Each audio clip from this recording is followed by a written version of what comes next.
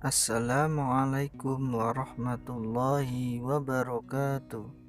Di pertemuan ini kita membahas hadis tentang menghormati orang tua dan menghormati guru. Adapun kewajiban dan hak anak, Allah Subhanahu wa taala berfirman dalam Quran surat Al-Isra ayat 24. A'udzu billahi minasyaitonir rajim. Bismillahirrahmanirrahim.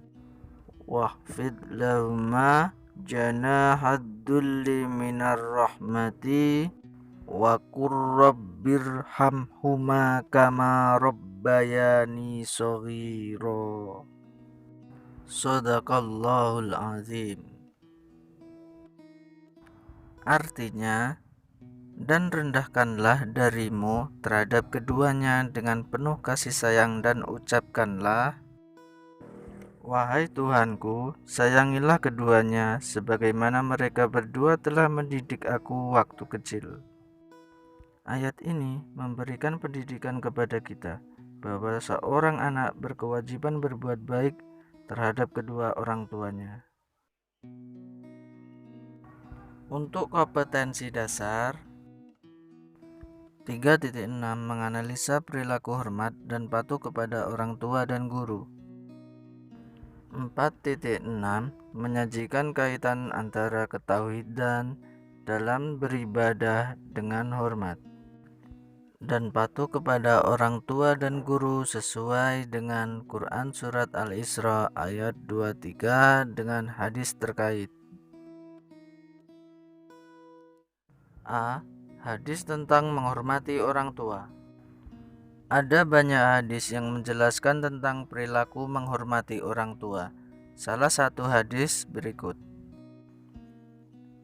An Abdullah ibn Amrin qala jaa'a rajulun ilan nabi sallallahu alaihi wasallam yasta'dinuhu fil jihadi faqala ahayyu walidaka qala na'am qala fafihima fajahid rawahu Muslim. Artinya, dari Abdullah bin Amr, dia berkata, seseorang datang kepada Rasulullah Shallallahu Alaihi Wasallam meminta izin hendak ikut jihad berperang. Lalu Nabi Muhammad Shallallahu Alaihi Wasallam bertanya kepadanya, apakah kedua orang tuamu masih hidup? Jawab orang itu masih. Sabda beliau, berbakti kepada keduanya adalah jihad. Hadis riwayat Muslim. Isi dan kandungan hadis. Makna yang terkandung dalam hadis tersebut diantaranya sebagai berikut. 1. Berjihad di jalan Allah Subhanahu wa taala merupakan tugas mulia dalam menegakkan ajaran Islam. 2. Dijelaskan pula bahwa Rasulullah SAW memberikan batasan boleh tidaknya ikut berjihad. Salah satunya adalah pentingnya berbakti atau merawat orang tua. 3. Berbakti kepada orang tua dengan merawat dan berbuat baik kepadanya merupakan ibadah yang sangat mulia, sehingga pahalanya disamakan dengan pahala berjihad. Bahkan, berbakti kepada orang tua adalah salah satu bagian dari jihad. B. Hadis tentang menghormati guru. Begitupun dengan menghormati guru, ada banyak hadis yang menjelaskannya. Salah satunya hadis berikut. An Abi Umamah al-Bahili qala dzukira li Rasulillahi sallallahu alaihi wasallam rajulan haduma abidu wal akharu alimun. Faqala Rasulullah sallallahu alaihi wasallam fadlu alimin alal abidi kafadli ala adnakum. Summa qala Rasulullah sallallahu alaihi wasallam innallaha wa malaikatahu wa ahlas samawati wal aradina hatta namlata fil juhriha wa hattal khuta layusalluna ala muallimin nasil khaira, rawahu Tirmizi. Artinya, dari Abu Umamah Al-Bahali, ia berkata, dua orang disebutkan di sisi Rasulullah SAW. Salah seorang menjadi ahli ibadah dan yang lain seorang berilmu. Kemudian Rasulullah SAW bersabda, keutamaan seorang alim dari seorang abid seperti keutamaanku dari orang yang paling rendah di antara kalian. Kemudian beliau melanjutkan sabdanya, sesungguhnya Allah, malaikatnya, serta penduduk langit dan bumi, bahkan semut yang ada di dalam sarangnya, sampai ikan paus, mereka akan mendoakan untuk guru yang mengajarkan kebaikan kepada manusia. Hadis rawahu Tirmizi. Isi dan kandungan hadis. Makna yang terkandung dalam hadis tersebut diantaranya sebagai berikut. 1. Tingginya derajat orang berilmu, alim, guru. Rasulullah SAW menjelaskan bahwa gambaran derajat seorang alim yaitu orang berilmu yang mengajarkan dan mengamalkan ilmu untuk para muridnya, sehingga sosoknya bisa dijadikan contoh dan teladan. Kedudukannya lebih mulia dibandingkan seorang abid, yaitu seorang ahli ibadah. 2. Kewajiban menghormati guru. A.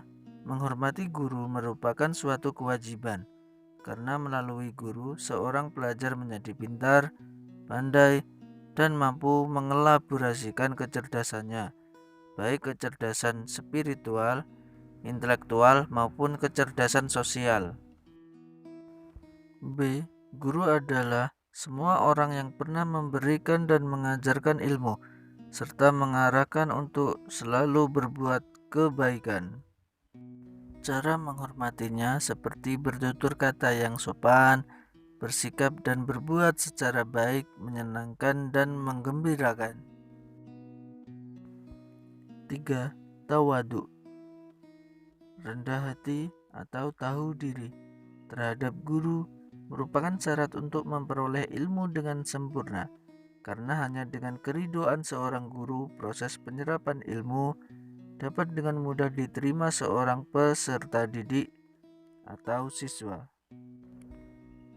Imam Munawir dalam Faid Al-Qadir menyatakan bahwa tawadhu seorang pelajar terhadap guru merupakan cermin ketinggian kemuliaan akhlaknya.